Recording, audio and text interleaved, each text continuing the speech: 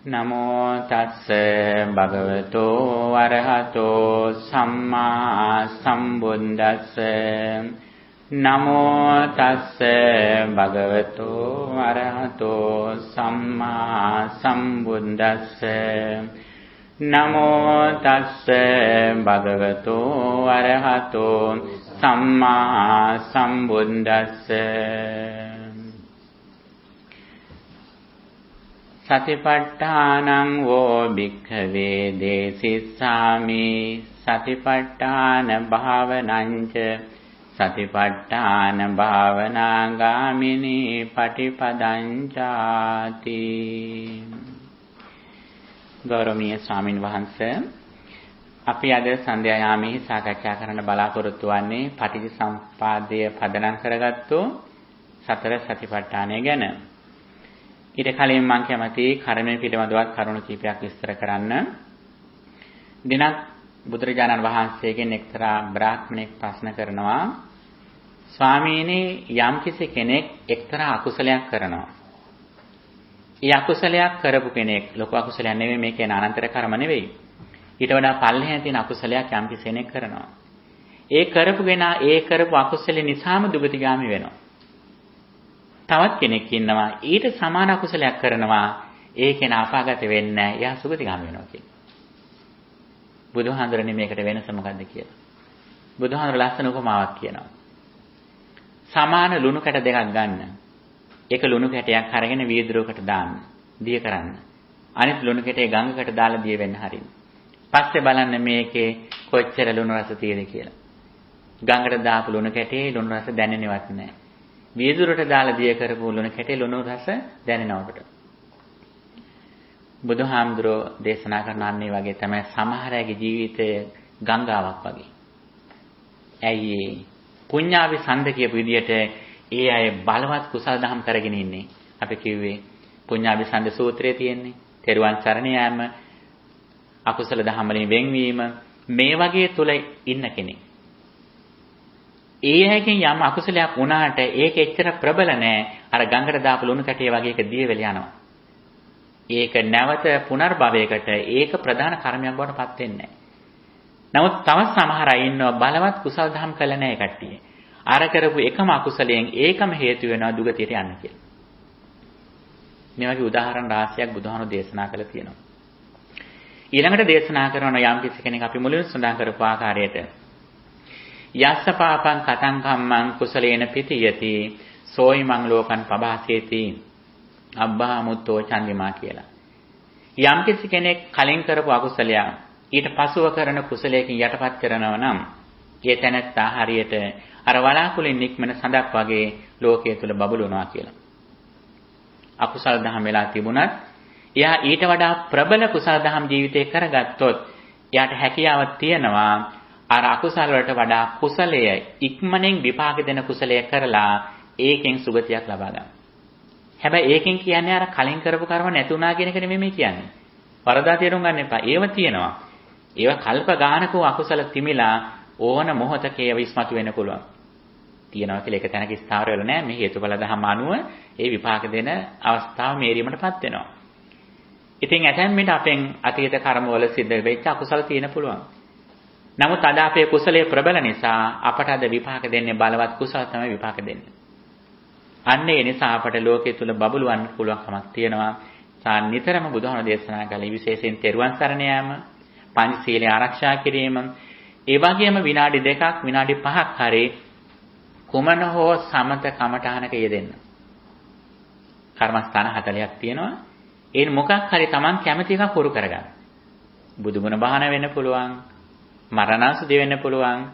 පඨ ව්‍යාපෝ තේජෝ වායෝ මෙනෙහි කරන ධාතු මනසිකාරය වෙන්න පුළුවන්. ධම්මානුස්සතිය වෙන්න පුළුවන්. අසුභ භාවනා වෙන්න පුළුවන්. නවසීවතිකේ වෙන්න පුළුවන්. මේ කුමන හෝ භාවනාවක් තමන් හුරු කරගන්න. ඒකෙන් මෛත්‍රී, කරුණා, මුදිතා, උපේක්ෂා වැනි සතර බ්‍රහ්මචර්ය වෙන්න පුළුවන්. ඒ වගේම ප්‍රබල ලෙස තමන්ගේ කුසලයේ දිනු වෙනවා. මේක තමයි ලොකු රැකවරණයක්. ඉතින් එහෙමින් අතරේදී අපි අඩුපාඩුකම් සිද්ධ වුණොත් ඒව ඇත්තේ මෙච්චර ප්‍රබල විදියට වෙන්නේ නැහැ. අපට ඒව ජය ගන්න පුළුවන්කම තියෙනවා. හැබැයි ඒව අහොසි වෙන්නේ නැහැ. ඒව නිවන් දැකලා පිරිනිවන් පානකම් ඒව තියෙනවා. පිරිනිවන් පෑවට පස්සේ තමයි අහොසි කරම වෙන්නේ. අපි බොහෝ විට හිතනවා අහෝසි කර්ම වලට යයි කියලානේ. අහෝසි කර්ම වල තත්ත්වයට එන්න නම් ඉක්මනින් රහත් වෙලා ඉක්මනින් පිරුණම් පානවා. එතකොට ඔක්කොම ටික අහෝසි තමයි. එතකන් අහෝසි වෙන්නේ නැහැ. කලින් බලාපොරොත්තු වෙන අහෝසි වෙයි කියලා. අහෝසි වෙන්නේ නැහැ. කොතන හරි තිමිලා ආයෙ එන්න පුළුවන් කොයි මොහොතක හරි කුසලයේ දුර්වල වුණොත්. ඒ නිසා පින්නතුනි අපට කුසලය ප්‍රබල කරගන්න අවශ්‍ය වෙනවා. ඉතින් අපි අන්නේ කුසල ඇතුළු ලෞකික කුසලයේ තියෙන සම්පූර්ණයෙන්ම අර සුඛං සුඛ විපාකම් නැත්තම් කන්න සුඛං කන්න සුඛ විපාකම් සුදු කර්ම හෝ කළු සුදු දෙකම මිශ්‍ර වෙච්ච කර්ම මට්ටමට තමයි ඒ අපි කරන කර්මයන් යන්නේ. හැබැයි මේ කුමන කර්මයේ කරත් අපි අවිජ්ජාපච්චය සංඛාරා කියන මට්ටමින් ඉන්නේ. බාහිර ලෝකයක් ඇත කියන අර්ථයෙන් හිතලා අන්න ඒ ඇති ලෝකයට අපි ප්‍රතිචාර දක්වන යාම නිසා අපි ඒ ලෝකේ නැමැති චක්‍රය තුලම ඉන්නේ. ඒන් මිදීමක් අපට නැහැ. කරන ලෞකික කුසල නිසා අපට මනුස්ස ලෝක, දිව්‍ය ලෝක, බ්‍රහ්ම ලෝක ආදී තැන් උනත් අපට ලබා ගන්න පුළුවන්. හැබැයි ඒ විස්තර තැන් නෙවෙයි.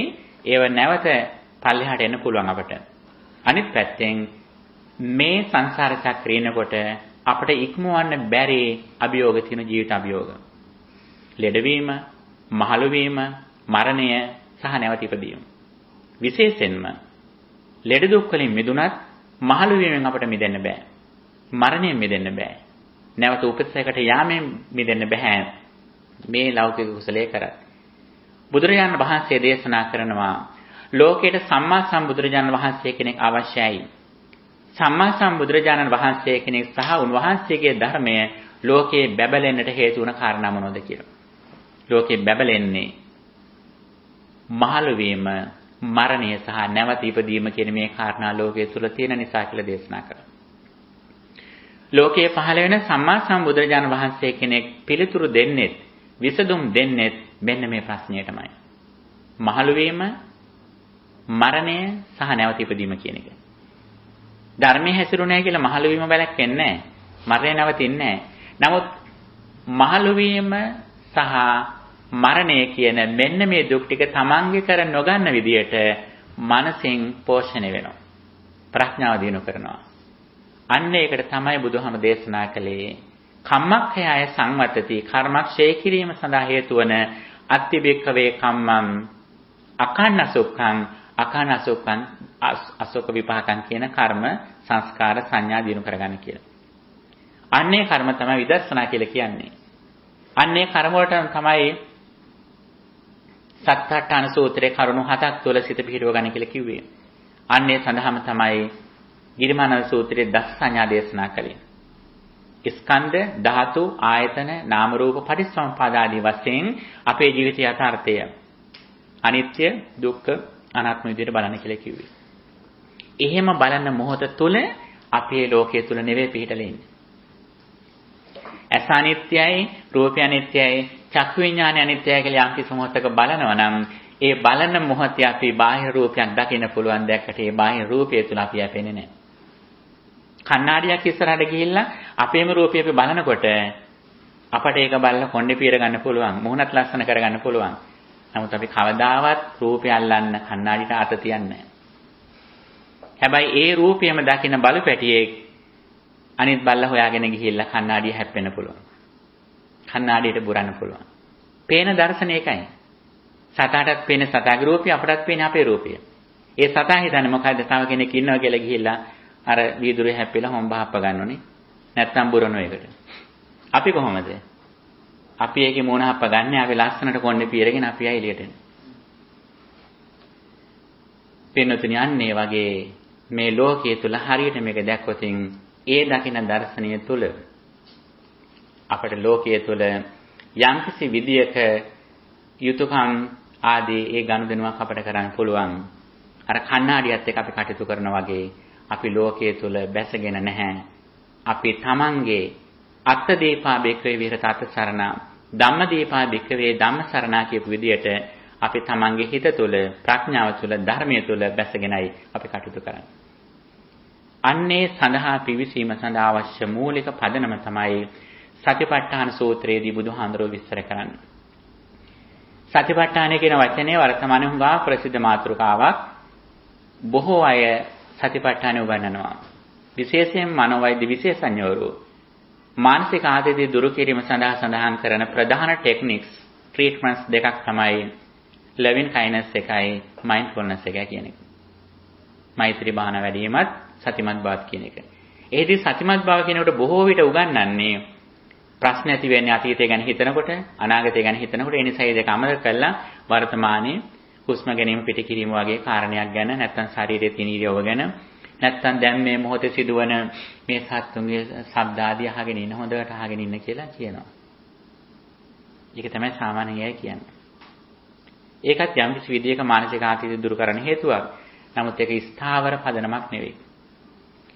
මෙන්න මෙතන තමයි බුදුහාම දේශනා කරන්නේ මහණෙනි මම ඔබට සතිපට්ඨානය දේශනා කරනවා, සතිපට්ඨාන භාවනාව දේශනා කරනවා, සතිපට්ඨාන භාවනා ගාමිනී පටිපදාව දේශනා කරනවා කියලා. පියවර 3කට විස්තර කරනවා. එතකොට බුදුදහමේ සතිපට්ඨානය කියලා එකක් තියෙනවා. සතිපට්ඨාන භාවනාව කියලා එකක් තියෙනවා. සතිපට්ඨාන භාවනා ගාමිනී පටිපදාව කියලා එකක් තියෙනවා. ඇතුළත් වෙන්නේ සංයුත්ත නිකායෙහි සතිපට්ඨාන සංයුත්තේහි විභංග සංයුත්තේ. මේ තුන අපි දැනගන්නට ඕනේ. අනිත් දේ තමයි බුදුහාමුදුරෝ පැහැදිලිවම දේශනා කරනවා. සතිපට්ඨානය ආරම්භ කරන්න කලින් අපේ විසින් ඇති කරගත යුතු ලක්ෂණ පිළිබඳව සංයුත්ත නිකායෙහිම සතිපට්ඨාන සංයුත්තේ දැක්වෙනවා බික්ඛු සූත්‍රයේ. සීලංච සුවිසුද්ධං දිට්ඨිච උජුකා කියලා. සීලය පිරිසුදු කරගන්නට ඕන, දිට්ඨිය දැක්ම ඍජු කරගන්න ඕන කියලා. හොඳට සිල්වත් වෙන්නට ඕන, දැක්ම ඍජු කරගන්නට ඕන, විෂන් එක ක්ලියර් වෙන්නට ඕන. මොකද විෂන් එක කියලා කියන්නේ? ඒ විෂන් එක තමයි දිට්ඨිංච අනුපගම්ම සීලවා දස්සනේන සම්පන්නෝ කියන කාරණේ. යම් කිසි කෙනෙක් කියන ලෝකේ ඇතයි කියලා ඒක ඒකාන්තයක්. යම් කිසි කෙනෙක් කියන ලෝකයක් නැහැ කියලා ඒකත් අන්තයක්. බුදුහාම දේශනා කරනවා ස්කන්ධ පංචකයේ සමුදය හට ගැනීම දකින්න කෙනා ලෝකයක් නැහැ කියන අන්තයට යන්නේ නැහැ. මේ මොහොතේ ඇසෙන් රූපේ දකිනකොට මේ එක්ස්පීරියන්ස් එක ගන්න පුළුවන් බව දකින්න කෙනා දෙයක් නැහැ කියන අන්තයට යන්නේ නැහැ, එක්ස්ට්‍රීම් එකට යන්නේ නැහැ. දැන් මේ පොත, මේ රෙකෝඩරේ, මේ මේසෙ මේව නැහැ කියන්නේ. මේසයක් නැතුණත් අඩු ගන්න සතර මහා බෝධි රූප හරි කියලා අපි කියනවා. ඒකට නැහැ කියන අර්ථයට යන්නේ. අනිත් දේ තමයි මේ අත්දැකීම ඇති වෙලා එතනම නිරුද්ධ වෙනවා. අර කණ්ණාඩිය ළඟට ගිහිලා අයින් වෙනකොට මේක නැති වුණා වගේ. අපි ආයතන 6න් එකකින් ගන්නකොට මේක තියෙන මේ මොහොතේ, ඒක නොගන්න මොහොතේ සම්පූර්ණයෙන්ම ඉතුරු නැතුවම නිරුද්ධ වෙලා තියෙනවා. ආයි පොඩ්ඩක්වත් කොනක්වත් ඉතුරු වෙලා නැහැ. ඔබ දරුවාගේ ඉස්සරහා ඉන්නකොට සම්පූර්ණයෙන්ම දරුවා ඔබේ ලෝකයේ. දරුවා ගැන නොසිතන මොහොතෙහි දරුවා ඔබේ ලෝකේ නැහැ. දැන් අපි මේ කතා කරන්නේ පරමාර්ථ සත්‍ය. සම්මුති සත්‍යයත් එක්ක වටලවා ගන්න එපායි. සම්මුති සත්‍ය තුල දරුවෝ ඉන්නවා, රැකියාව තියෙනවා, බැනපු අයත් ඉන්නවා, ඔක්කොම ඉන්නවා. විතරක් නෙවෙයි මිය ගිහපු අම්මත් ඉන්නවා. මිය ගිහපු ආච්චිසියක් ඉන්නවා ඔක්කොම.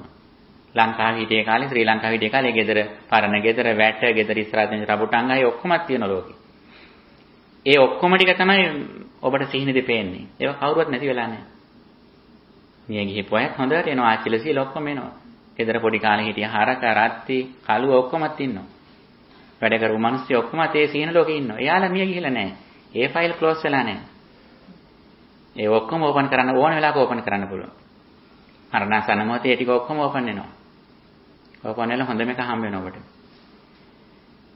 පින්නතුනි, ඒ නිරුද්ධ වෙච්ච ලෝකේ නිරුද්ධ වෙලා නැහැ අපේ අවිද්‍යාව නිසා. දැන් මෙතනින් දැන් මේ කියන්නේ ඒ නිරුද්ධ වෙච්ච ලෝකේ සැබෑ තත්ත්වය එලි කරලා දීලා නැවත ඒ අවිද්‍යාවට නොවන විදියට, සසරට නොවැටෙන විදියට සසර දුකෙන් නිදහස් වෙන ක්‍රමය මේ විස්තර වෙනවා. එතකොට මෙතනින් දැන් යන්නේ තනිකරම ඇත්තටම බුදුවරයෙක් ලෝකයේ අවධාරණේ අවබෝධ කරගන්න දෙයි. ඒ තමයි අපට යමක් අපේ ජීවිතේ තියෙන්නේ අපි ඒ දේ ගැන සිහි කරන මොහොතේ. අපි ඒ දේ සිහි කරනවා නම් සිහි කරන මොහොතේදී ඒ දේ අපේ ලෝකෙ තුලේ තියෙනවා. මීට අවුරුදු 50කට කලින් මිය ගිය අපේ ළඟම ඥාතිවරේ සිහි කරනකොට එයා අපේ ලෝකේ තාම ඉන්නවා. එයා මිය ගිහිල්ලා නැහැ. හැබැයි Taman එකට ගෙදර ඉඳලා ආපු කෙනා වුණත් ඔබ සිහි නොකරන අවස්ථාවේදී එයා මිය ගිහපු කෙනෙක්. මේ කියන පරමාර්ථ සත්‍යය පටලවා ගන්න එපා. ඒක තමන්ගේ ලෝකයට එන්නේ තමන් සිහි කරන මොහොතේ විතරයි. ඔබ වාහනේ සිහි කරනවා නම් ඔබේ මනසයි ධර්මාලම්බනයි එක්ක ඒ මොහොතේ අත්දැකීම ඔබේ ලෝකේ තියෙනවා. ඔබ මේ රූපය බලන මොහොතේ ඔබට මේ හාමුදුරු කෙනෙක් කියන එකක් ඔබේ ලෝකේ ඉන්නවා. එක මොහොතක එක අත්දැකීමක් විතරයි තමන්ගේ ලෝකේ තියෙන්නේ. අනිත් වෙලාවේ අනිත් අත්දැකීමට නිරුද්ධ වෙලා නිකන් නෙවෙයි නිරුද්ධ වෙන්නේ, ඉතුරු නැතුවම නිරුද්ධ වෙලා ඇති. නමුත් අපි අවිද්‍යාව මේක පිළිගන්න සෝදානම් නැහැ.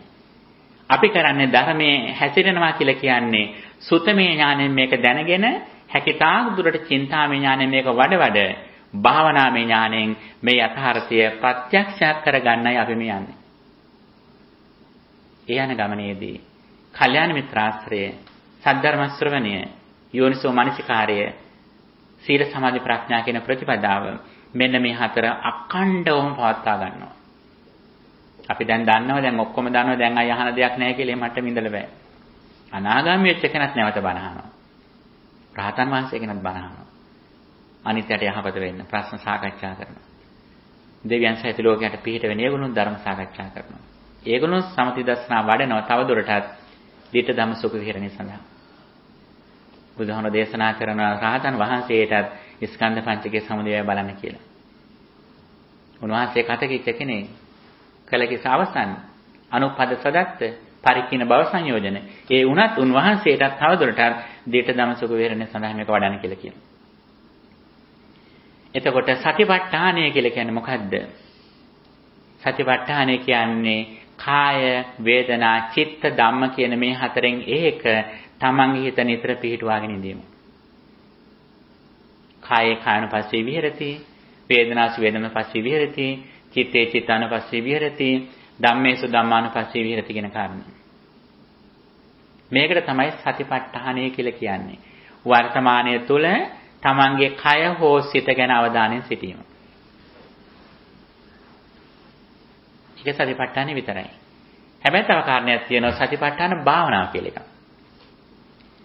සතිපට්ඨාන භාවනාව කියන්නේ මොකද්ද? ඒ කාය, වේදනා, චිත්ත, ධම්ම කියන හතරේ සිත තියාගෙන ඉන්නකොට එතන ඉඳගෙන සමුදය ධම්මානුපස්සී විහෙරති, වය ධම්මානුපස්සී විහෙරති. ඒ කාය, වේදනා, චිත්ත, ධම්ම කියන හතරේ හට ගැනීම, නිරුද්ධ වීම නෝනින් බලන. මේක තමයි දර්ශනාව කියලා කියන්නේ. ඒතර කාය, වේදනා, චිත්ත, ධම්ම කියන හතරේ සිත පිහිටුවීම සමතය. සතිය. සති සමාධි දෙක කියන්නේ. එතකොට සමුදය බලනවා කියන එක මොකද්ද? විදර්ශනා භාවනාව, පඤ්ඤා භාවනාව. ඊළඟට දේශනා කළා සතිපට්ඨාන භාවනා ගාමිනී පටිපදංච දේශේසමයි. දේශෙස්සාමි. සතිපට්ඨාන භාවනා ගාමිනී පටිපදාව කියලාත් එකක් තියෙනවා. ඒ මොනවද? ඒ තමයි මේ පටිසම්පාදේ දැනගන්න න්‍යාය. මේකේ හැදෙන සිස්ටම් එක දැනගන්නත් ඕන. මුලින්ම Taman ඩෙස්ටිනේෂන් එක දැනගෙන තමයි වැඩේ පටන් ගන්නවා. යනකොට පාර දැනගන්නවා කියන කතාව නෙවෙයි. ඔබ යම් කිසි තැනකට යනකොට යන්න කලින් ඔබේ හොඳට හිතේ අදහසක් චිත්‍රයක් තියෙනවා ඔබ කොතෙන්ද යන්නේ කියලා. වාහනට නැගලා මං ගිහිලා හොයාගන්න කියලා ඔබ යන්නේ නැහැ කවදාවත්. මම ඩ්‍රයිව් කරනවා මගේදී හම්බෙයි එහෙම යනවා කියලා එහෙම යන සිරිතන්නේ අපි. අපි අලුත් තැනකට ගියත් හොඳට ඇඩ්‍රස් එක බලාගෙන මැප් එක දාගෙන GPS එකක් දාගෙන අපි යන්නේ. අන්තිම තැන හිතේ මවමා තමයි යන්නේ. දැන් ඔබ උදේ ගෙදර ඉඳන් මෙහි ආවයි කියමු. ඔබ නගිනකොට පන්සල මතක් කරනවා හාමුදුරුවෝ මෙහෙම ඇති. දැන් කොට්ට දාලත් ඇති. කවුරු ඇවිල්ලාද දන්නෙත් නැහැ. දානේ ගලන්නේ ඇත්තෙත් නැහැ. පහනුත් පත්තු කරන්නේ. ওই ටික හිතේ තමයි පන්සල මවමා තමයි මේ ඉන්නේ. ආවට පස්සේ තමයි මේක අර නියම විදියට මැස් දෙකම දකින්නේ. අන්න ඒ වගේ තමයි අපිත් අපේ අවසානයේ ආධ්‍යාත්මික ගමන් මගේ අවසාන රිසල්ට් එක දැක දැක තමයි සිහින මවමා තමයි මේ යන්නේ. මොකද්ද අපේ අවසානයේ? දිත්තේ දිත්තමත්තං සුතේ සුතමත්තං කියන අවසාන ඉලක්කය. දකින්නකොට දකින්න දේම අවසන් වෙනවා. අසනකොට අසන දේම අවසන් වෙනවා. අත්දැකීම් විඳිනකොට ඒක අවසන් වෙනවා. දන්න දේ දන්න මොහොතේම අවසන් වෙනවා කියලා අවසානයේ එක. නැත්තම් සබ්බේ සංඛාර අනිච්ඡාති. සබ්බේ සංඛාර දුක්ඛාති. සබ්බේ ධම්ම අනාත්තාති කිය විදියට ඒ සමග්ගෝ විසුද්ධිය. මෙන්න විසුද්ධි මාර්ගයේ කලින්ම හොඳට දකිනවා අනිත්‍ය දුක අනාත්ම විදියට බලන විදිය. නැත්නම් රූප වේදනා සංඥා සංඛාර විඥාන වල සමුදය බලන එක. සමුදය බැලුවොත් තමයි ලෝකයේ තුල හිත බැසගන්නේ නැත්තේ. නැත්නම් අපේ සාමාන්‍ය විදිහට බැලුවොත් අපේ විඥාන චර්යාවෙන් ලැබෙන එක අඥාන චර්යාවකට යනවා. පටිසම්භිදා මාර්ගයේ විශේෂ ඥානය චර්යානානත් ඥානය කියලා එකක් ඉස්සර කරනවා. එතෙන්දි දැක්වෙනවා විඥාන චර්යා, අඥාන චර්යා, ඥාන චර්යා කියලා තුනක්. විඥාන චර්යා කියලා කියන්නේ අතීත අත්දැකීම් විදියට පහළ වෙන ස්කන්ධ පංචකය. අපි කියන්නේ හිත ප්‍රබස්තරයි කියලා. පංචකෝ ආගන්තුකේ උපක්ඛලිටේ උපක්ඛලිටන් කියලා. පබස්තර මිදම්බෙකුවේ චිත්තං කියලා. සමහර කෙනෙක් පොඩි ළමයට දෙන හිත කියලානේ. ඒක නෙවෙයි. පබස්තර මිදම්බෙකුවේ චිත්තං කියලා කියන්නේ මෙන්න මෙතෙන්ට. විඥාන චර්යා විදියට අපට ඇසෙන් රූපයක් දකිනකොට මුලින්ම ලැබෙන අත්දැකීම. අපි ඒක හඳුනා ගන්නකොට මුල් පියවර ඉක්මල ගිහිල්ලා. මුලින්ම හඳුනා ගන්න අවස්ථාවට කියන්නේ අතීත කර්ම විදියට මේ මොහොතේ ඉන්ද්‍රිය වලින් Tamanට නිර්මාණය කළ දෙන ලෝකය. ඒක විඥාන චර්යාව. ඒක කුසලයක්වත් අකුසලයක්වත් නෙවෙයි. ඒක අතීත කර්මයකට ලැබෙන විපාකයක්. ඒක සැපක්වත් දුකක්වත් නෙවෙයි ඇත්තෙම. සැප හෝ දුක බවට තමා පරිවර්තනය කරගන්නේ ඊළඟට ඒ නිරුද්ධ වෙච්ච දේ ගැන ඒ අරබය හට ගන්නා වූ සංඥා චේතනා දෙක හිතීමේ ප්‍රතිඵලයක් විදියට. ඒ අතීත අත්දැකීම හරියට සිහියෙන් නුවණින් නොසිතුවොත් ඒ දේ දකින්නකොටම බාහිර රූපයක් තිය කියලා අපි බැස ගන්න රූපේ. කණ්ණාඩිය ළඟට යනකොටම අපි රූපයක් තියේ කියලා දැනගත්තොත් රූපේ වෙනස් වෙනකොට රූපේ කැමති වෙනකොට ඒක ඇලීමහව ගැටීම ඇති වෙනවා. ඒක අල්ලන්න හිතෙනවා. දැන් නොඇල්ලුවත් කට්ටිය බලන් ඉනකොට අල්ලන්න නැති වුණත් පස්සේ හරි අල්ලන්න හිතනවා ඒක. නමුත් වෙනොතින් අපි හරියටම පෙරපසු නොවි කණ්ණාඩිය ළඟට යනකොටම උනේ සිද්ධාන්තය මේකයි කියලා විඥාන චර්යාවෙන් හටගත්තු එක ඥාන චර්යාවෙන් දැනගත්තොත් අපි පස්සේවත් රැවටෙන්නේ නැහැ ඒකට. එතකොට මුලින්ම ලැබෙන අත්දැකීමට කියන්නේ විඥාන චර්යා කියලා. ඒ විඥාන චර්යාව ළඟදී සිහිය නුවණින් නොහිටියොත් ඒ විඥාන චර්යා මාර්ගය ඊළඟට පංච උපාදානස්කන්ධයක් හට ගන්නවා. ඒකට කියන්නේ අඥාන චර්යා කියලා. ඒක පුඤ්ඤාවි සංඛාරයක් වෙන්නත් පුළුවන්. ආනන්‍යවි සංඛාරයක් වෙන්නත් පුළුවන්. නමුත් ඉන්නේ සංසාරික සර්කල් එකකින්. එතකොට ඒ විඥාන චර්යාව ඥාන චර්යාවෙන් දකින්න කියන්නේ කොහොමද? සම්පූර්ණයෙන්ම සියෙන් හානුවණින් ඉන්නවා. සති සම්පජාඤ්ඤයෙන් ඉන්නවා.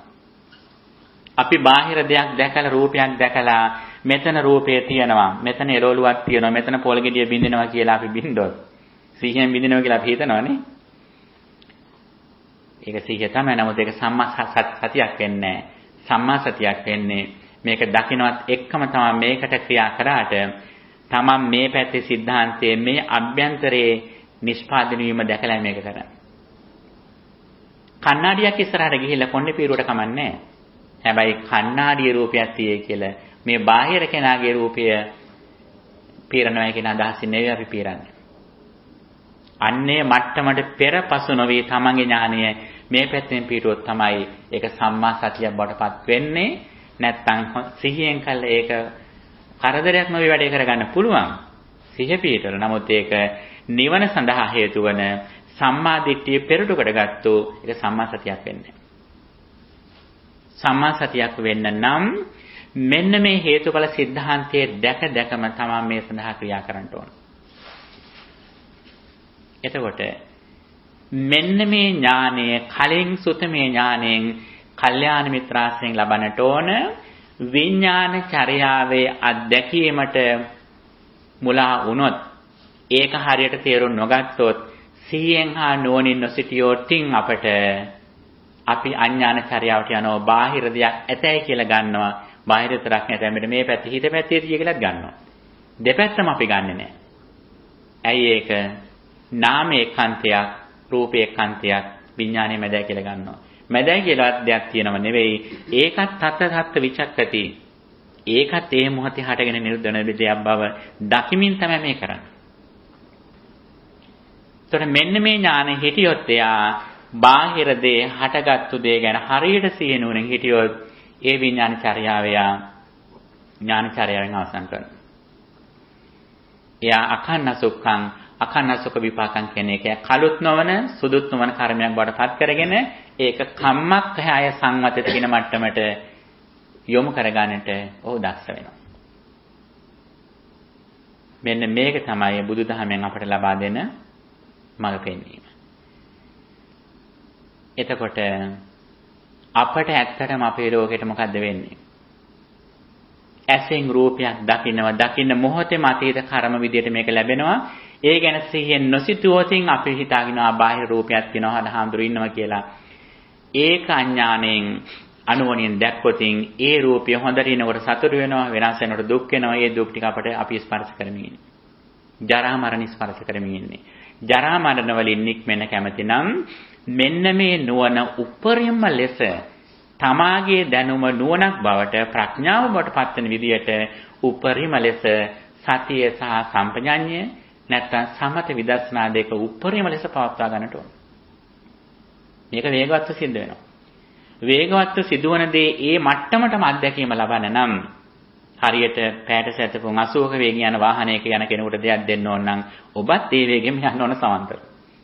අන්නේ වේගය වැඩි කරන එක තමයි කරන්නේ සමථ විදර්ශනා දෙකෙන් කරන්නේ.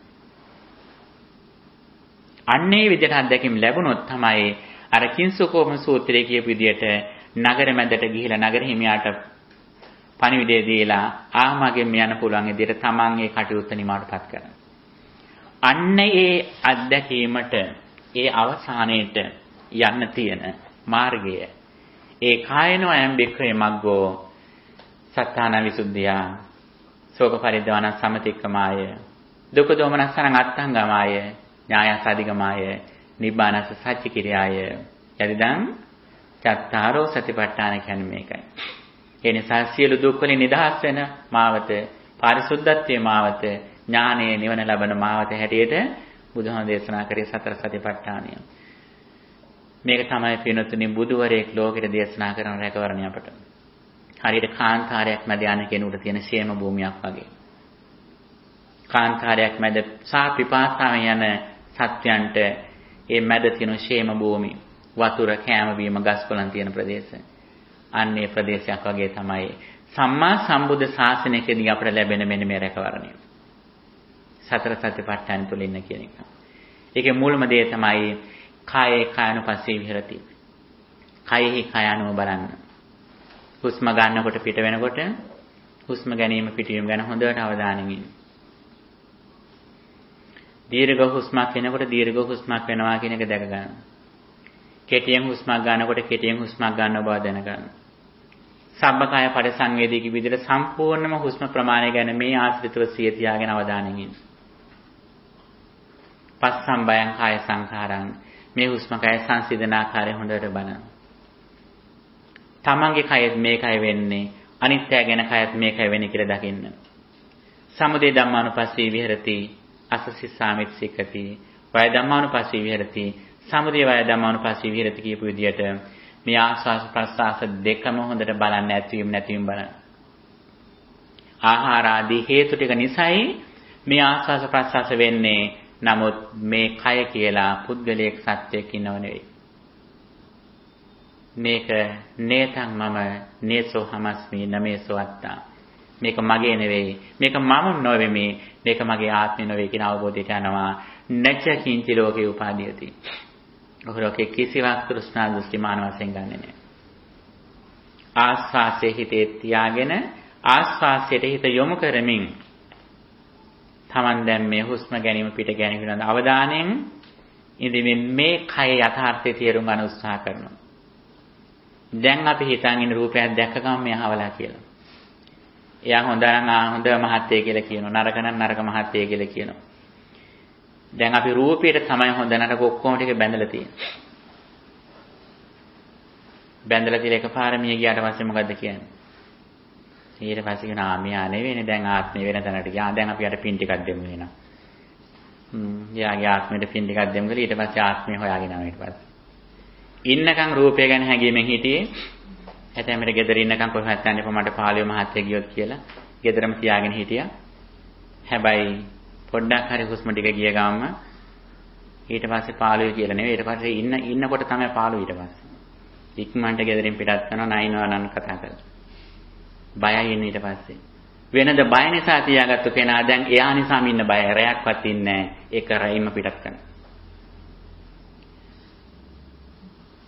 පින්නතුනි බලන්න මේ වෙච්ච දේ. එතකොට අපි මේ රූපයක් ඝන සංඥාවෙන් අරගෙන මේ මගේ කියලා මේ ගත්තු දේ රූපයක් ඇතයි කියලා ගත්තු නිසා වෙච්ච මුලාව මේ. එතකොට මෙන්න මේ මුලාවෙන් මිදෙන්න තමයි මේ ටිකින් ටික අපේ මේ අවිද්‍යාවට පහර වැදෙන විදියට මේ දර්ශනයකින් බලන්න කියන මේ ප්‍රතිපදාව බුදුහාම දේශනා කළේ. එතකොට හුස්ම ටික නිසා අපි පුද්ගලයෙක් වශයෙන් මේක ගන්නෙ නැහැ. ශරීරය මගේ කියලා ගන්න නැති මට්ටමට යනවා. එතනින් නවතින්නේ නැහැ. ගච්ඡන්තෝ වා ගච්ඡාමිති පජානාති. තිතෝ වා තිතෝ මිච පජානාති. නිසින්නෝ වා නිසින්නෝ මිති පජානාති. සයනෝ වා සයනෝ මිති පජානාති. සීලගෙන සිටීම, වාඩි වෙලා ඉඳීම, ඇවිදීම සහ සැතපීම කියන මේ හතර ඉරියව්වත් මේ විදිහට බලනවා. ආහාරය නිසා ඇති වෙච්ච දේ ආහාර නිරුද්ධ වීමෙන් මේ ක්‍රියාවලිය නිමාටපත් වෙනවා කියන කොහොමද දකිනවා. සත්‍ය පුද්ගලික විදිහට මේක තුල බැසගන්නේ. මේකේ ක්‍රියාකාරීත්වයක් තියෙනවා. මනස නිසා මේ වෙන හේතුඵල ධර්මයේ ක්‍රියාකාරීත්වයක් විදිහට මේක ක්‍රියාත්මක වෙනවා. නමුත් ඉස්තර දෙයක් නෙවෙයි කියන කොහොමද දකිනවා. මේකේ හට ගැනීම නිරුද්ධ වීම දකිනවා. ඉරියව් නිසාවත් සත්‍ය පුද්ගලයෙක් කියලා පනවන්නේ. ඊළඟට සම්පජඤ්ඤ පබ්බේ අපි කරන හැම දෙයක්ම උදෑසන අවදිච්ච මොහොතේ පටන් රාත්‍රියේ නිින්දට යාම දක්වා කැම බීම ගැනීම, ශරීරය පිරිසුදු කිරීම, ඇඳුම් ඇඳීම මේ කරන හැම දෙයක් ගැනම අපි හොඳට සිහියෙන් ඉන්නවා. සති නිමිත්ත හිත තියාගෙන ඒ කරන හැම දෙයක්ම හොඳ අවධානයෙන් අපි කරනවා. එතකොට වර්තමානයේ තුල සිත තියාගෙන අපිට තැමිට සමහර දේක් අපිට පේන්නේ නැහැ කරන දේ. නමුත් නුවණින් ඉන්නේ. දැන් පිටේ අමාරුවක් එනවා අපිට. පිටිපස්ස හැරලා පිට බලන්න බෑ අපිට. නමුත් සිත මෙතන තියාගෙන අපි දන්නවා දැන් මේ වේදනාව Tamanට තියෙනවා කියලා. හැබැයි ඒක Taman දන්නවා ස්පර්ශයෙන් සහටගත්තු වේදනාවක්.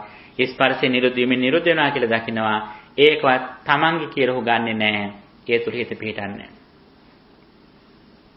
මෙන්න මේ විදිහට ගමන් කරන ඉරියව් ගැන ඊට පස්සේ පටික්කුල මානසිකාරයේ විදිහට අපේ ශරීරයේ තියෙන කෙස්ලොම් නීදත් ආදී මේ කොටස් ගැන මේවා ආහාර නිසා නිෂ්පාදනය වෙලා ආහාරයෙන් නිරුද්ධ වෙන ස්වභාවයක් හේතු ඇති කල්හි හටගෙන හේතු නිරුද්ධ වීමෙන් මේ හේතු වලටම ඇතුළත් වෙන බව Taman දකිනවා. අද මේ Tamanට කියලා මේ පරිහරණය කරන මේ අතපය ඇඟිලි නියපොතු අද අපේ කියලා අපි ගත්ත මේ යම් කිසි දවසක පොළවේ පස් බවටපත් වෙනවා. වැලි දුවිලි බවටපත් වෙනවා. ඒතර අද අපි මේ ජීවිතයේ මගේ කියලා ගත්තට මේ හේතුඵල ධමයෙන් හටගත්තු මේ දේවල් හේතු නිරුද්ධ වීමෙන් නිරුද්ධ වෙන බව Taman කලින් නෝනියම දකිනවා. දකින්න අපට රාගය අඩු වෙනවා. බාහිර රූපයක තුල හිත බැසගන්න ගතිය ටිකින් ටික අඩු වෙනවා. මේ හේතුඵල ධමයක් නේද මෙතන ක්‍රියාත්මක වන්නේ. නিত্য සැප ආත්ම වූ සත්ත්ව පුද්ගලෙක් නෙවෙයි නේද කියන මේ අවබෝධයට යනවා. පටික්කුල මනසිකාරය. ඊළඟ ධාතු මනසිකාරය. පඨවි ආපෝ තේජෝ වායෝ කියන මෙන්න මේ හතර ලෝකේ නිර්මාණය වෙච්ච දේවල්. මේ ශරීරයේ පඨවි කොටස් 20ක් තියෙනවා. ආපෝ කොටස් 12ක් තියෙනවා. ඊට පස්සේ මේකේ රස්නය තියෙනවා. හුස්ම ගන්නවා. මෙන්න මේ පඨවි ආපෝ තේජෝ වායෝ කියන මේ හතර නේද මේ ක්‍රියාත්මක වෙන්නේ. ඒවත් හේතුඵල ධම නිසා නේද මේ හටගත්තේ. ආහාර නිසා හටගත්තු මේ හතර ආහාර නිරුද්ධ වීමෙන් නිරුද්ධ වෙනවා නේද කියලා. සමුදේ වේදකලා තමන් ගැනත් අනිත්‍ය ගැනත් අජ්ජත්සන්වා කායකාන පස්සේ විහෙරති බහිද්ධාවා කායකාන පස්සේ විහෙරති කියන විදිහට ආධ්‍යාත්මික බාහිර දෙක ගැනම මේක තේරුම් ගන්න තමයි. නැචකින්ච ලෝකේ උපාදීති මේ කිසිම දෙයක ඔහුගේ හිත බැසගන්නේ. දැන් ටිකෙන් ටික මේ ශරීරයට තියෙන ආසාව අඩු වෙන විදිහට දර්ශනයකින් හො බලමින් ඉන්නේ මේ. මෙහෙම ගිහිල්ලා ඊට පස්සේ නවසීවතික කියලා මරණයටපත් වුණාට පස්සේ උද්දුමාතක විනීලක විපුබ්බක විචිද්දක විඛායිතක වික්ඛිතක හත වික්ඛිතක ලෝහිතක පුරව කට්ටික ආදී වශයෙන් අවස්ථා ගානක් පසු කළ යනවා. මේක ටිකෙන් ටික ඉදිමිලා අඩසැකිල්ලක් බවට පත් වෙලා වැලි දූවිලි වලට පත් වෙන ස්වභාවයට යනකම්ම මේකේ ස්වභාවය කලින්ම තේරුම් ගන්න. එතකොට මෙන්න මේ එක්ක මේ තැනැත්තාට මොකද්ද වෙන්නේ? අත්ති කායෝතිවා 50 සති පච්චුපටිතා හෝති නචකින්චි ලෝකේ උපාදිත. කයක් තියෙනවා. හැබැයි ඒක මේ හේතුඵල ධහමින් හටගත්තු දෙයක් කියලා දැනගෙන ඒ කිසිම දෙයක නিত্য සපාත්ම වශයෙන් හිත බැස ගන්නෑ. හේතු නිසා හටගත්තා. හේතු නිරුද්ධ වීම නිරුද්ධ වන ආකාරය දකිනවා. මේක තමයි අපි මුලින්ම දුරු කරගත යුතු කාරණේ. මේ ශරීරයෙන් ලැබෙන රූපස්කන්ධයෙන් අපි අවබෝධ වෙන ප්‍රධාන දේ තමයි කායනපස්සනෙන් අවබෝධ වෙන ප්‍රධාන දේ තමයි රූපස්කන්ධය ප්‍රකට වෙනවා. සතර මහා භූත රූප විතරක් නෙවෙයි මේ සතර මහා භූත රූප ආශ්‍රයෙන් තියෙන තවත් උපාදාය රූප 24ක් තියෙනවා. මේ සියල්ලකගේම ලක්ෂණය තමයි මොකද්ද? අහොත්වා සම්මුතං හොත්වාන භවිසති. පෙර නොතිබී හට ගන්නවා. ඉතුරු නැතුවම හැම මොහොතෙම හටගෙන නිරුද්ධ වෙන ස්වභාවයක් මේ තියෙනවා. මේක අපිට වෙනස් වීම විතරයි පේන්නේ. නමුත් සම්පූර්ණ මේ සෛල නැවත නැවත සකස් වෙනවා මේ. ඒකට මේ විපරිණාමය අපිට ටිකක් පේනවා. නමුත් අනිත්‍යතාවය හේතු හටගෙන නිරුද්ධ වීම අපිට පේන්නේ නැහැ ඒක. ලයිට් එකක් දිගටම පත් වෙලා තියෙනවා වගේ අපිට පේන්නේ. නමුත් සාමාන්‍ය ලයිට් එක ලක්ෂණය තමයි ඒක තත්පරයකට වාර 40ක් හෝ 60ක් වේගෙන් පත් වෙමින් නෙවෙමින් තියෙන්නේ. ඒක දීර්ඝකාලීන ක්‍රියාකාරීත්වය නිසා අපට පේන එක දිගටම පත් වෙනවා කියලා. අපේ ශරීරයත් එහෙම තමයි. හැම මොහොතෙම හටගෙන නිරුද්ධ වෙන ස්වභාවයක් මේ තියෙන්නේ. නමුත් අපට පේන්නේ පොඩ වෙනස් වෙනවා කියලා විතරයි පේන්නේ අපට. නමුත් අපි මුලටම හිත ගිහිල්ලා මුලින්ම බැලුවොත් අපට මේක තේරෙනවා හේතු නිසා හැම මොහොතෙම හටගෙන නිරුද්ධ වෙන ස්වභාවයක් මේ තියෙන කියලා. මෙන්න මේකෙන් ටිකක් දුරට අර අසුභයේ සුභ සංඥාව අඩු වෙනවා අපට. අපි කායන පස්සන නවතින්නේ. තව ටිකක් දුරට ඉදිරියට යනවා වේදනාසු වේදනන් පස්සේ විහෙරති.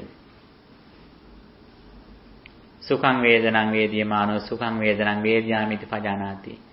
දුක්ඛ වේදනා අදුක්ඛම සුඛ වේදනා සාමිසං සුඛං නිරාමිසං සුඛං සාමිසං දුක්ඛං නිරාමිසං දුක්ඛං සාමිසං අදුක්ඛම සුඛං නිරාමිසං අදුක්ඛම සුඛං ආදී වශයෙන් කියන විදිහට සැප දුක් උපේක්ෂා සාමිස නිරාමිස ආදී වශයෙන් මේ ලැබෙන වේදනා හුදේ කායික වේදනා විතරක් නෙවෙයි. චක්කු සම්පස්සජා වේදනා ඇස අරමුණු කොට ඇතිවන වේදනා සෝත සම්පස්සජා වේදනා සෝතෙන් ඇතිවන වේදනා ආදී වශයෙන් මේ වේදනා 6 ගැන මේ වගේ බලනවා. ස්පර්ශ නිසා හටගත්තු මේ වේදනා ස්පර්ශ නිරෝධ වීම නිරුද්ධ වෙනවා. මේක සත්‍ය පුද්ගලෙක් නෙවෙයි කියලා දකිනවා. වේදනාවක් හට ගන්නකොට අපි හිතන්නේ මට වේදනාවක් ආවා කියලා. නමුත් ඇත්තටම ස්පර්ශ නිසා හටගත්තු මේ වේදනාව එතනම නිරුද්ධ වීමකුයි මේ වෙන්නේ. මම වේදනාවක් ඉඳ නෙවෙයි. තමන්ට වේදනාවක් දැනෙනවා.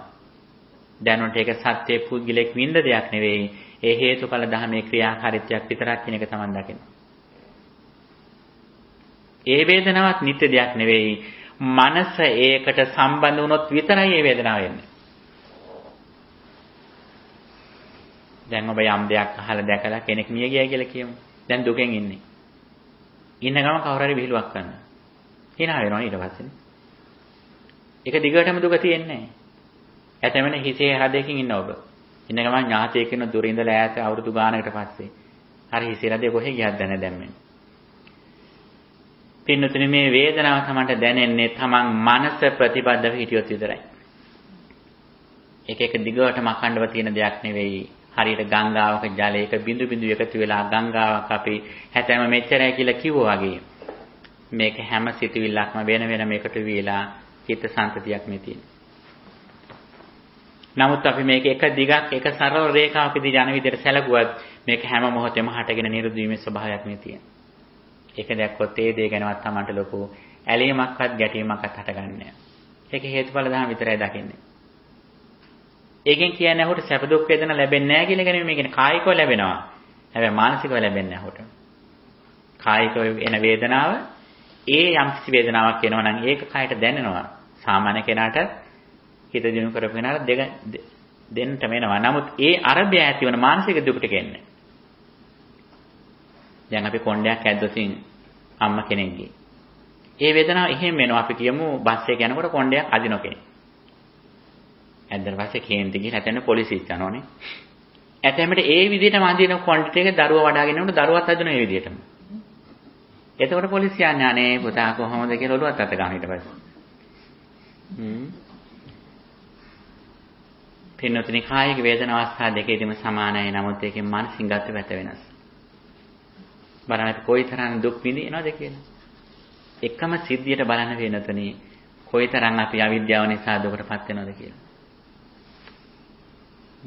අපි කෑමක් කනකොට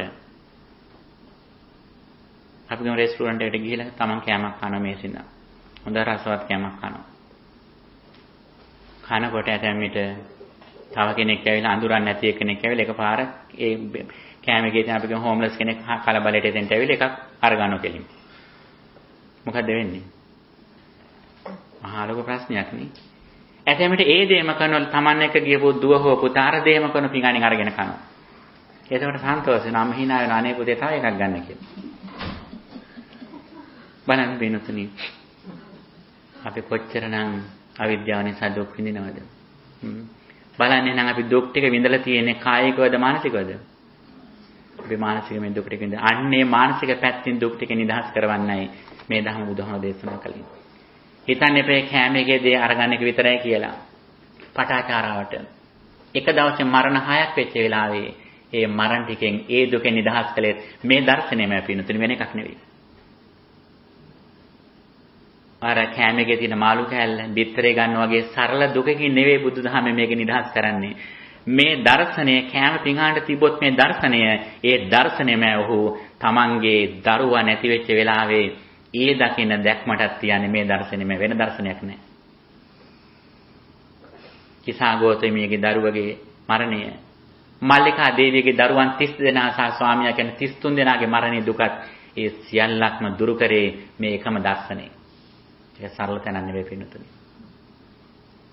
මේ දර්ශනය අපි දැනගත්තු දවසට බුදුහාඳුරන්ට අද වඳින විදිහට නෙවෙයි වඳින්න පින්නතුනි. අද බුද්ධ පූජාව තියෙන විදිහට නෙවෙයි ඔබ එදාට බුද්ධ පූජාව තියෙන බුදුහාඳුරන්ට. මේ මහා දුක් ටික බිමින් තියන්න තියෙන දර්ශනයක් ඉදිරිපත් කරු ශාස්ත්‍රෝයෙක් දැස බලන විදිහටයි බලන්නේ. ඔබ එදාට ස්වාමීන් වහන්සේකට ගරු කරන්නේ අද ගරු කරන විදිහට නෙවෙයි. අර සරියුත් හාමුදුරුවෝ අස්සජි හාමුදුරුවෝ ඉන්න පැත්තට හිස දාලා හැමදාම සැතපුණේ. ඇයි ඒ? තමන්ට මුලින්ම අර යේ ධම්මා හේතුප්‍රවාගාතාව කියලා දීපු මුලින්ම දර්ශනීය පහළ වෙන මුල්ම පණිවිඩය දීපු අස්සජි හාමුදුරුවෝ ඉන්න පැත්තට හිස දාලායි සරියුත් හාමුදුරුවෝ හැමදාම සැතපුණේ. ඒ තරම් කෘතඥතාවයක් හදවතේ කෘතඥතාවයක් ඇති වෙනවා. අපි අම්මා තාත්තා වෙනුවෙන්වත් ඒ වගේ දෙයක් කරනවද? ඔබ අම්මා තාත්තා ඉන්න පැත්තට ඔලුව දාලා සැතපෙනවද? එහෙම කරන්නේ නැහැ නේ. පින්නතුනි බලන්න ආධ්‍යාත්ම දියුණුවට ආවට පස්සේ කොයිතරම් හදවතේ කෘතඥතාවයක් ඇති වෙනවද මේ මහා දුකකින් නිදහස් වෙන නේද මේ දර්ශනයක් කිව්වේ කියලා. පින්නතුනි වේදනාව ස්පර්ශයෙන් සහටගෙන ස්පර්ශයෙන් නිරුද්ධනාකාරය දකිනවා. ඊට පස්සේ චිත්තේ චිත්තානුපස්සේ විහෙරති. හිතේ හිතනව බලනවා. සරාගං වා චිත්තං සරාගං චිත්තං පජානාති. වීතරාගං වා චිත්තං වීතරාගං චිත්තං පජානාති. සදෝසං වා පීතදෝසං වා සමෝහං වා පීතමෝහං වා මහග්ගත අමහග්ගත විමුක්ත අවිමුක්ත සමාහිත අසමාහිත ආදී වශයෙන් ඒ වෙලාවට පහළ වෙන සිත් ගැන හොඳ අවධානයෙන් ඉන්න. හැබැයි ඒ සිත් වෙනස් කරන්න යන්නෙත් නැහැ. රාග දේශ සිතුවිලි ඒ විදිහට බලනවා. බලලා ඊළඟට ඒකේ හට ගැනීම නිරුද්ධ වීම බලලා ඒ තුලත් නිරෝධයටපත් වෙනවා. ඒකවත් තමන්ගේ වශයෙන් ගන්නෑ. ඒකවත් තෘෂ්ණා දෘෂ්ටිමාන වශයෙන් උපදි වශයෙන් තමන්ගේ කරගන්නේ නැහැ. ඒකත් හේතුඵල ධර්මයේ ප්‍රතිඵල විදිහට දැකලා ඒකෙත් තමන් නිදහසටපත් වෙනවා. නිවීමටපත් වෙනවා. ඊළඟට පින්නතුනි ධම්මේසු ධම්මානුපස්සේ විහෙරති. මේක තමයි පුළුල්ම මාතෘකාව බුදු ධර්මයේ තියෙන. ධම්ම කියන්නේ තාම පුළුල් වචනයක්. ධම්ම කියන එක ධර්මයටත් කියනවා, කුසල අකුසල දෙකටමත් කියනවා, චේතනාවලටත් කියනවා, සංඥාවලටත් කියනවා. මෙතන කියන්නේ වේදනා හැර අනිත් චෛතසික 51ටම කියන නමක් විදිහට තමයි මෙතන මේ ධම්ම කියන වචනේ භාවිත කරලා තියෙන්නේ. පින්නතුනි සිතවිලි කියන එක කුසල අකුසල දෙපැත්ත ගැනම මෙතෙන්දී හිතනවා. පංච නීවරණ කාමච්ඡන්ද, ව්‍යාපාද, තීන මිද්ද, උද්ධච්ච කුක්කුච්ච විචිකිච්ඡා. මේ වගේ චේතනා තමන්ගේ හිතේ තියෙනකොට තියෙනවා කියලා දන්නවා. නැති වෙනකොට නැතයි කියලා දන්නවා. තියෙනක නැති වෙනවා නම් ඒකත් දන්නවා. නැති වෙච්ච එක නැවත නූපදිනවා නම් ඒකත් දන්නවා. දැන් හොඳ අවධානයෙන් තමන් ගැන ඉන්නේ. මුලින් කායනපස්සනයෙන් පටන් අරන් වේදනාපස්සන හරහා චිත්තානුපස්සනාව බලලා දැන් මේ ධම්මානුපස්සනට ආපු කෙනා තමන්ගේ හිතේ කාමච්ඡන්දාදී නීවරණයන්ගේ එක්ක දැන් ඕ සටනට බැහැරෙන්නේ. ඉස්සෙල්ලා නිකන් නිරීක්ෂකයෙක් විතරයි හිටියේ. නමුත් දැන් මොහු ඊට වඩා සක්‍රීය ලෙස තමන්ගේ අවිද්‍යාව ප්‍රහීන කිරීමට ඔහු පෙළඹිලා ඉන්නේ. නීවරණ ගැන හොඳ අවධානයෙන් ඉන්නවා. මේ අවධානයෙන් ඉඳීම නිසා ඔහු උපේක්ෂාවටපත් වෙනවා. නීවරණ දිගින් දිගටම තියෙන්නේ නැහැ. ඔය කොහොමද හරියට විතක සම්ඨාන සූත්‍රයේ තියෙන්නේ? හොඳට නාල පිරිසිදු වෙලා ලස්සන ඇඳුමක් ඇඳන් ඉන්නකොට සුවඳ විලවුන් එහෙම දාලා අර කරට කුණු වෙච්ච මීයේගේ දෙයක් දාන්නේ. අන්න ඒක දැම්ම වගේ තමන්ගේ හිතට කාමච්ඡන්දන නීවරණයක් එනකොටම තමන්ට පිළිකුලක් දැනිලා ඔහෙකින් අයින් වෙනවා. දිගටම තියාගන්න දෙන්නේ. මොකද ඔහුට දැන් වටින්න හිත තමන්ගේ. ඒ හිත උප්පරිම ලෙස ආරක්ෂා කරනවා. බාහිර මේ රූප ශබ්ද ආදී මේ සතර මහා භූත රූප දෙතිස් කුණප වලට ගිහිල්ලා තමන් මඩ නාගන්නේ නේද? තමන් දැන් මඩ හොද ගන්න වෙලාව. එන්නෙම හිතෙන් පිරිසිදු වෙනවා තමන්. ඊළඟට ආයතන කුසලතාවය ඇති කරගන්නවා. මොකද්ද? ස්කන්ධ පිළිබඳව ඇති කරගන්නවා. රූප වේදනා සංඥා සංඛාර විඥාන කියන ස්කන්ධ පංචකය. ඒකේ හට ගැනීම, නිරෝධය. මේක හොඳට ඔහු දකිනවා. හැම මොහොතෙම රූප වේදනා සංඥා සංඛාර විඥාන කියන ස්කන්ධ පංචකයක් හට ගන්නවා. ඒක හටගෙන එතනම නිරුද්ධ වෙනවා කියන එක ස්කන්ධ හැටියට දැන් බලනවා. ඊපස්සේ ආයතන හැටියට බලනවා. ඇස, රූපය, චක්කු විඥාන ආදී මේ දේවල් එකතුවකින් සංයෝජන හට ගන්නවා. ඒව වැයවීමෙන් එතනම නිරුද්ධ වෙන ආකාරයක් දකින්නද? ආයතන කුසලතාවයක් හට ගන්නවා. මේ ස්කන්ධාසාදී ආයතන කියන්නේ එක දිගටම තියෙනව නෙවෙයි. හැම මොහොතෙම හටගෙන හේතු ඇති කල්හි ඇසක් සජීවී වෙන්නේ රූපය, ආලෝකය, විඥානය මේ ආදී හේතු තියෙන කල්හි බව දන්නවා. එතනම නිරුද්ධ වෙන ආකාරයක් දකිනවා. මේකට කියන ආයතන කුසලතාවය කියලා skillfulness in senses spheres කියන එක. දැන් ඔහු යමක් දැස බලනකොට, ඇහෙනකොට, ගඳ සුවඳ දකින්නකොට ඔහු දන්නවා මේ මොහොතේ හටගෙන මෙතනම නිරුද්ධ ආකාරය කියලා දකිනවා. ඒව කලින් තිබෙන මෙතෙන්ට ආව නෙවෙයි. ඇහැට දකින්න රූපය, කනට ඇහෙන ශබ්දය, නාසයට එන ගඳ සුවඳ, දිවට දැනෙන රසය, කයට දැනෙන පහස, හිතට එන සිතුවිලි කලින් තිමිලා අර ප්ලේන් එක දිගට උඩ යානේ තිමිලා පොලිමට එක එක බස්සනවා වගේ නෝ නෙවෙයි. මේව හැම මොහොතෙම අලුතෙන්ම හටගෙන එතනම නිරුද්ධ ආකාරය දකිනවා. හේතු ඇති කල්ලි අතීත හේතු බලපෑමක් තියෙන අලුතෙන්ම ඇතුළේ වුණා නෙවෙයි. නමුත් අතීතයේ ඒ විදිහටම වර්තමානට එනව නෙවෙයි. මේක තමයි සැබෑ දක්ෂතාවය කියලා කියන්නේ. ආයතන කුසලතාවය කියන්නේ මේක. එක ආයතනයකින් ගන්න දේ අනිත් ආයතනෙට යන්නේ නැහැ හැම. අපිට හිතෙනවා ඇසෙන් දකින්න රූපය අතිනොත් අල්ලන්න පුළුවන්, නාසිනොත් ගඳ සුවඳ බලන්න පුළුවන්, දිවෙනොත් රසත් බලන්න පුළුවන් කියලා අපි හිතන්නේ. නමුත් එක ආයතනයකින් ගන්න දේ ඒ ආයතනෙට විතරයි. ඇසෙන් ගන්නේ වර්ණ රූපේ විතරයි. කය ස්පර්ශ කරනකොට සතර මහා භූත රූප, දිව ස්පර්ශ කරනකොට ඊට පස්සේ එන සතර මහා භූත රූප මේ වගේ එක එක ආයතනෙන් ගන්න එක වෙනස්. එකම දේ නෙවෙයි හැම එකටම යන්නේ. වතුර බේසමක වතුර ටිකක් දාලා මූණ බලනකොට ඔබේ මූණ වතුර බේසමේ පේනවා. ඒ පේන රූපය, වර්ණ රූපය, ඒ ඇහැට පේන ඔබේ රූපය පුරවන්න අල්ලන්න. අත දැම්මොත් මොකක්ද අහුවෙන්නේ? රූපයද? වතුරයි අහුවෙන්නේ. ඒ ඇහැට දකින්න රූපය ඔබට පුළුවන් ද දිව ගන්න? රස බලන්න පුළුවන්ද? දිවෙන් රස බලන්න බෑ. කනෙන් අහන්නත් අනිත් ආයතන කිසිමකින් ගන්න බෑ ඒක. මන ආයතනෙන් මොනනම් අරමුණු කරන්න පුළුවන්. නමුත් ඒ ආයතනෙන් කරන ක්‍රියාවලිය වෙනස්. අපේ සියලුම අත්දැකීම් මෙහෙම. මේක මයික් එකක් කියන එක මනසට එන දෙයක් මිසක් මේක හැටෙන දෙයක් නෙවෙයි, හැට වර්ණ රූපේ විතරයි එන්නේ. යම් කිසි කෙනෙක් දැක්කහම වර්ණ රූපේ විතරයි එන්නේ. දරුවෙක් කියන්නේ මේ මගේ තාත්තා කියලා, ස්වාමි පුරුෂයෙක් කියයි මේ මගේ මහත්තයා කියලා. ඔබතුමාගේ අම්මා හිටියොත් කියන්නේ මගේ මේ දෙවෙනි පුතා කියලා. එක එක අය Tamante නිර්මාණය වෙන ලෝකෙන් නිර්මාණය කරගන්න එක. සිංහෙක් කවුත් කියයි හොඳට හවසට කෑම වේලක් කියලා. එක එක අය ඒ තමන්ගේ ආයතන ලෝකයට සම්බන්ධ ලෝකයක් නිර්මාණය කරගන්න මිසක් මේක ඉස්තරම කාටත් සමාන ලෝකයක් නෙවෙයි. ඒතොට පින්තුනි මෙන්න මේක දකින්න එක තමයි මේ දර්ශනයෙන් කරන්නේ. ආයතන කුසලතාවය කියන්නේ මේක. මේ ආයතන කුසලතාවය ඇති කරගත්තොත් ඇතිවන ප්‍රතිඵලය ගැන ඊළඟට විස්තර වෙනවා. ආයතන කුසලතාවය ඇති වෙච්ච කෙනා ඇතින් නවතින්නේ නැහැ. පින්තුනි ඊට පස්සේ ඔහු බොජ්ජංග ධර්ම මෙනෙහි කරනවා. සති සම්බොජ්ජංගයේ ධම්මවිජය විරිය පීති පස්සද්ධි සමාධි උපේක්ඛා කියන මේ බොජ්ජංග ධර්මයේ ඇති බොජ්ජංගය ඇති බවට දන්නවා, නැති එක නැති විදිහට දන්නවා. නූපන් එක ඇති වෙන විදිහ දන්නවා, ඇති වෙච්ච එක වර්ධනය වෙන ආකාරයක් දකිනවා. දැන් ඔහු එන්නම මේ ආධ්‍යාත්මික ගමන ඉහළට යනවා. සතිය දිනු වෙලා ඒ සතිය සම්මා සති සම්බොජ්ජංග මට්ටමට ඉහළට දිනු වෙනවා.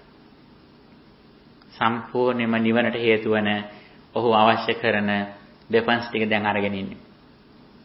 ඔහු සම්පූර්ණයෙන්ම බොජ්ජංග සමග දැන් ජීවත් වෙන්නේ. ඊළඟට ඔහු දකිනවා ඇසට රූපයක් හට ගන්නවා නම් ඒකෙන් යම්කිසි ආසාවක් ඇති වෙනවා නම් ඊට දාලා ඔක්කොම ටික ඊට සම්බන්ධ වෙන ආකාරය දකිනවා.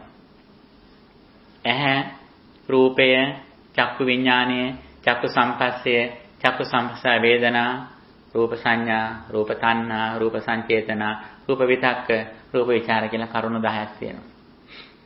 යම්කිසි ආසාවක් ඇති වෙනවා නම් මේ 10 ආශ්‍රිත තමයි ඇති වෙන්නේ. අපි නොසිතුවත් මේ ක්‍රියාකාරීත්ව වෙනවා. මෙන්න මේ ආයතන හරහා තමයි ඇති වෙන්නේ. ඒ තුනම තමයි නැති වෙන්නේ. එත් නිවිස මහානා නිවිසති.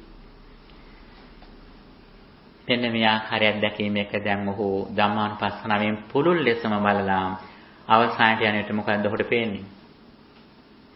මුලින් කායනුපස්සනාවෙන් පටන් ගත්ත කෙනා දැන් ඔහු එතන නවතින්නේ නැහැ. දැන් ඔහුට ඊටාම ගැඹුරින් ජීවිතය දකිනවා. කුමක්ද? ඇසෙන් රූපයක් දැක්කත්, කනෙන් ශබ්දයක් ඇහුවත්, නාසයෙන් ගඳ සුවඳක් දැක්කත්, දිවෙන් රසයක් වින්දත්, කයින් පහසක් ලැබුවත්, මනසට අරමුණක් ආවත්, මොකෙන් ආවත් එන්නේ මොකද්ද? ස්කන්ධ පංචකය හටගෙන නිරුද්ධ ආකාරය දකිනවා. හටගත්තා නිරුද්ධ වුණා නැත්නම් ආයතන හටගත්තා නිරුද්ධ වුණා නැත්නම් නාම රූප හටගත්තා නිරුද්ධ වුණා කියලා දකිනවා. ඔහු දකින්නේ සමුදය විතරයි. මේ මට්ටමට එනකොට ඔහු සීලෙන් හුවා සම්පූර්ණයි. සමතේ හුවා දිනු කලෙන්නේ මෙතෙන්ට එනකොට ඔහු ඊට පස්සේ විදර්ශනාවත් එක්කම යහුවෙන්නේ. ඔහුගේ වැඩිපුර කාලය ගත වෙන්නේ සමාහිතෝ භික්ඛවේ යථා භූතං පජානති කියනවා. හිත සමාධිමත් වෙච්ච කාලේ යථා භූතය දකිනවා කියලා. නිකන් දකින්නේ නැහැ හිත සමාධිමත් වුණා කියලා කලින් ඔහු සුතමේ ඥාණයෙන් සතිපට්ඨාන භාවනා ගාමිනී පටිපදාව දැනගෙනයි වැඩේ පටන් ගත්තේ. මැප් එක අතර අරන් පටන් ගත්තේ නිකන් නෙවෙයි. හිත සමාධිමත් වෙනකොට සමාහිතෝ භික්ඛවේ යථා භූතං පජානාති කියපු විදිහට හිත සමාධිමත් වෙනකොට උහුට මතක් වෙන්නේ මොකද්ද? ස්කන්ධ ධාතු ආයතන නාම රූප පටිච්චසමුපාද වශයෙන් කුමන හෝ ක්‍රමයකින් මේකේ සමුදය බලනවා. හටගත්තා නිරුද්ධ වුණා. හටගත්තා නිරුද්ධ වුණා. ආයතන විදිහට හටගත්ත නිරුද්ධ වුණා නැත්නම් ස්කන්ධ විදියට නාම රූප විදියට අවිද්‍යාව පත්‍ය සංඛාරා විදියට මේ කුමන ක්‍රමයකින් හරි ඕ බලනවා. ඒ කුමක් බැලුවත් මේ හැම දෙයකම පේන යථාර්ථය මොකද්ද? අහෝත්වා සම්බුතං හොත්වාන භවිසති. පෙර නොතිබී හටගත්තා ඉතුරු නැතුවම නිරුද්ධ වෙනවා කියන කාරණය.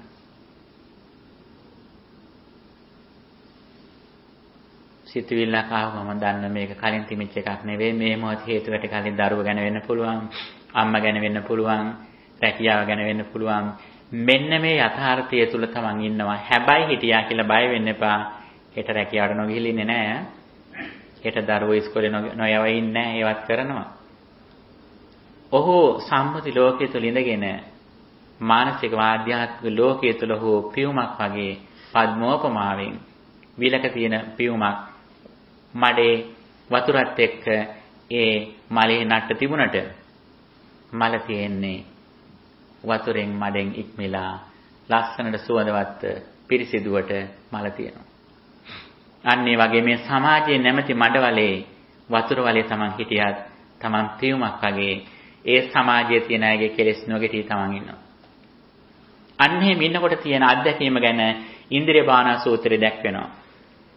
ඔහුගේ ඇසට රූපයක් එනකොට ඒ රූපය අරබය ඇති වෙන මනාපාමනාප දුරු වෙන්න ඔහුට ගත වෙන කාලය කොහොමද? හරියට ඇසි පියන ගහන මොහොතකදී ඒ පිනොඳ ඇතිවන කෙලෙස් ටික දුරු වෙන ඔහුගේ. කනෙන් ශබ්දයක් අහලා ඒ ඇතිවන ප්‍රියමනාප බව දුරු වෙන කොච්චර කාලයද ගත වෙන්නේ? හරියට අසුරුසනක් ගහන මොහොතකදී ඒක ඇතිවන ප්‍රියමනාප දුරු වෙලා හිත උපේක්ෂා සාගත වෙනවා. නාසිරෙන ගඳ සුවඳ. හරියට නෙළුම් පතක ඇලවෙච්ච නෙළුම් පතකට වතුර බිඳක් දැම්මම ඉක්මනට පාලෙහාට වැටෙනවා වගේ ඊටාම ඉක්මන මොහොතකින් නාසිරෙන ගඳ සුවඳ ගැන තියෙන මනාපමනාප දුරු වෙලා හිත උපේක්ෂා සාගත වෙනවා. දිවට එන රසය ගැන කියන්නේ හරියට දිව කෙළවරේ තියෙන කෙළපිඬක් නික්මනවා වගේ ඊටාම ඉක්මනින් දිව අරබය රසය සම්බන්ධයෙන් ඇතිවෙච්ච ප්‍රියමනාප බව දුරු වෙලා හිත උපේක්ෂාවේ පිහිටනවා.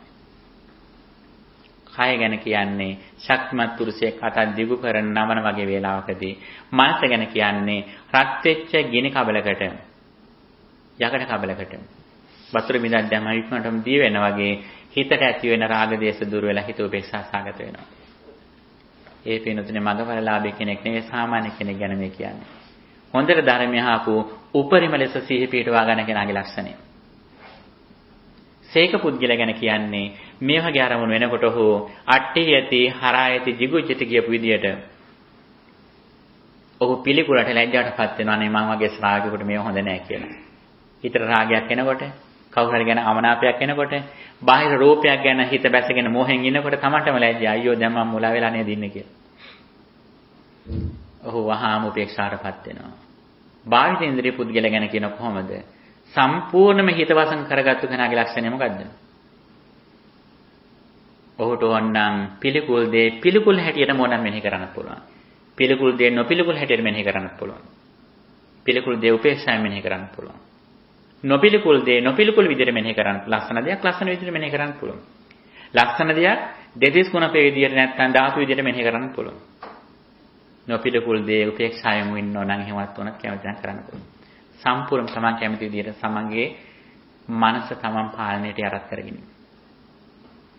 මෙන්න මේ වෙන පුද්ගලයාගේ ලක්ෂණය තමයි කිංසෝපම සූත්‍රය විස්තර කරන්නේ. කිංසුකෝපම කියලා සූත්‍රයක් තියෙනවා. එක්තරා දූතයෝ දෙන්නේ මාර්ගයක් දිගේ දොරටුවක් හරහා පණිවිඩයක් අරන් යනවා නගර මැද ඉන්න නගර හිමියාට. නගර මැද ඉන්න නගර හිමියාට පණිවිඩය දීලා ඔහු ආපු පාරෙන් ආයේ ගේට්ටුවෙන් පිට වෙලා යනවා. මේ මොකද්ද කියන්නේ? මේ මොකද්ද කියන්නේ? මේ කියන රහතන් වහන්සේගේ අත්දැකීම නැත්නම් උපරිම ලෙස සිහින් ඉන කෙනාගේ මානසික තත්ත්වය මේ කියන්නේ.